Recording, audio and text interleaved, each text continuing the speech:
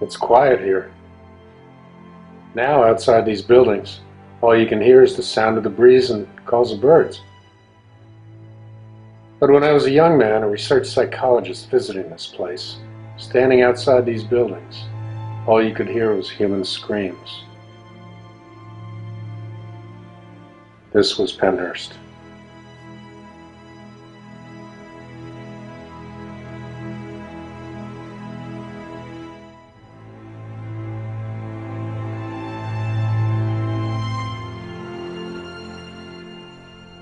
Those screams, heard by Dr. Conroy years ago, like these shuttered and boarded buildings, are now silent.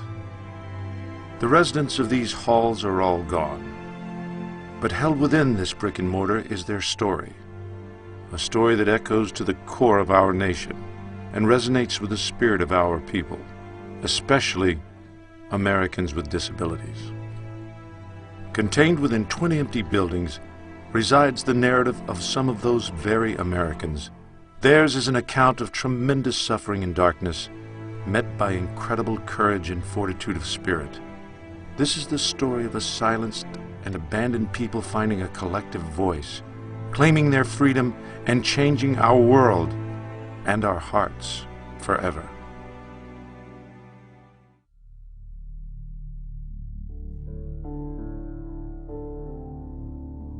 In 1908, the institution was established under the name the Eastern Pennsylvania Institution of the Feeble-Minded and Epileptic. As defined by its founding legislation, its express purpose was to be a home for the, quote, detention, care, and training of idiotic and feeble-minded persons. Time would bear out a strong emphasis on this leading directive of detention. In that time, medical treatment for the intellectually disabled consisted of forceful segregation and sterilization of youth deemed as, quote, feeble-minded. The belief was that this wholesale practice was best for the sake of the disabled and for society at large. It was social Darwinism in literal, brutal practice. Over the first half of the 20th century, the complex swelled from a few hilltop halls overlooking the Schuylkill River into a 1,200-acre complex of over 25 buildings. In 1924, the name was changed to Pennhurst State School and Hospital, a name that would eventually earn infamy. In time, the complex housed upwards of 3,500 patients. Through most of Penhurst history, the admission of individuals to the institution required only a court order or a doctor's certification of an individual's mental retardation and need of care. Such certification would irreversibly change an individual's life. The complex, similar to many others throughout the nation, was constructed to be a separate world, a microcosm built to handle the problem of intellectually disabled people. Over its 80 years of operation, more than 10,500 souls were dispatched to Penhurst. Many were children at the time of their admission. They would grow from childhood to old age, with no choice of leaving the institution, no opportunity or freedom to return to larger society. Theirs was an America decidedly without liberties. Despite the feeling of stability and order inspired by the brick facades and the slate roofs of the Jacobean Revival buildings, the reality of life inside Penhurst was steeply betrayed by these stately structures. In hospital-like dormitories, the interned residents lived year upon year, sleeping in beds stacked end to end in great halls. The extremely disabled were confined to metal, cage-like cribs. By the 1950s, conditions at Penhurst had deteriorated to a dangerous level. Chronic understaffing meant that residents, especially those with the greatest needs, were largely unsupervised. Custodial warehousing was the norm for those with the most severe disabilities, with little or no attempt made to provide any meaningful therapy. The perceived professional wisdom of the time was that individuals with severe and profound intellectual disabilities were hopeless. It was the prevailing belief they could not progress. Any attempt at treatment was viewed as meaningless.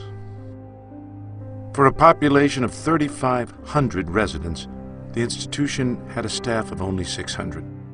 Most residents suffered injuries or abuse at the hands of others or themselves. Despite the heroic work of some underpaid and grossly overworked staff, the tide of unmet human need at Penhurst vastly overwhelmed the institution's resources.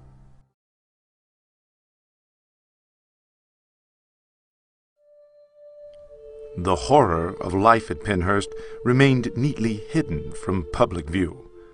The sprawling forested grounds deliberately kept these forgotten people and their plight concealed from public knowledge. A movement of change was building, however, growing with the larger civil rights movement of the 1960s. Residents and resident advocates were starting to organize. In 1968, Bill Baldini was a journalist working with a local NBC affiliate. Baldini had become aware of the conditions at Penhurst, and the station allowed him to pursue the story. We entitle our investigative report, "Suffer the Little Children."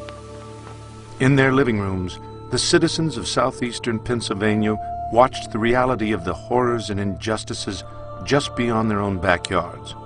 The 2,800 children, young and old alike, residing within the confines of Penhurst are for the most part protected from society, and the granite wall of ignorance and social blindness protects society from them.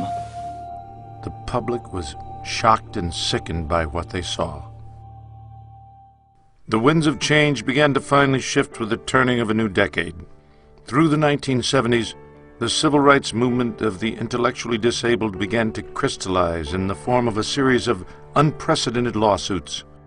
Through these cases, access to public education was open to the intellectually disabled. Ultimately, their rights were recognized to be constitutionally protected under the 14th Amendment.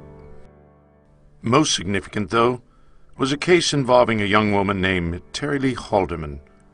Admitted to Penhurst at age 12, in the 11 years Terry lived at Penhurst, her development regressed. She lost her limited ability to speak and suffered over 40 reported injuries, many the direct result of physical abuse. In Halderman versus Penhurst, the class action lawsuit representing Terry's plight and that of many others at the institution, Judge Raymond Broderick ruled that forced institutionalization of disabled people was unconstitutional. The landmark ruling ultimately closed Penhurst and numerous other institutions like it. No more could the disabled be denied their rights as American citizens.